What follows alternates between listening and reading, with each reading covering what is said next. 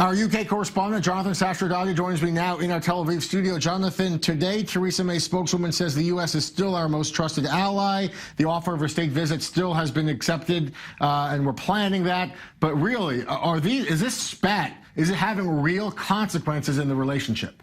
I think what we can see from this spat is more Theresa May's weak position domestically than any reflection on the interaction between America and Britain. And that's because Theresa May is in a weak position.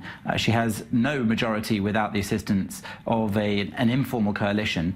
And that means that she's under pressure from even those within her own party who dislike Donald Trump and the way that he acts, particularly on Twitter, very unpopular. So she came under pressure from those parts of British society and her own party to condemn what he said, and she did so. But for her part, I'm sure she wished that was the end of the story. But we're hearing from Theresa May. Even London's Mayor Sadiq Khan has a long-standing rift with with President Trump.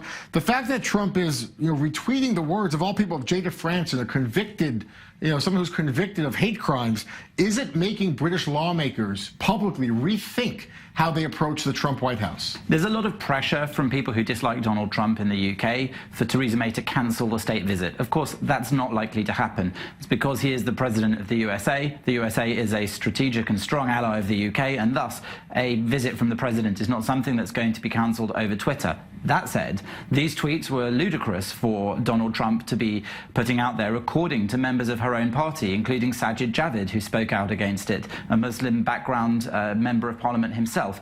And Sajid Javid is not alone. This is, in a way, akin to Theresa May retweeting something published by the Ku Klux Klan. If you think that sounds ridiculous, you've got to just switch it over and understand that Britain First is a group which has that sort of level of acceptance or non-acceptance in British society. They're not even a political party. They weren't able to be one. That's how fringe they are. For an American audience, when you hear the word Ku Klux Klan, I mean, it seems that's how shocking it is. Indeed, it is. And that's why, in a way, it's peculiar to see someone of his stature retweeting those things. But for this president, not at all peculiar.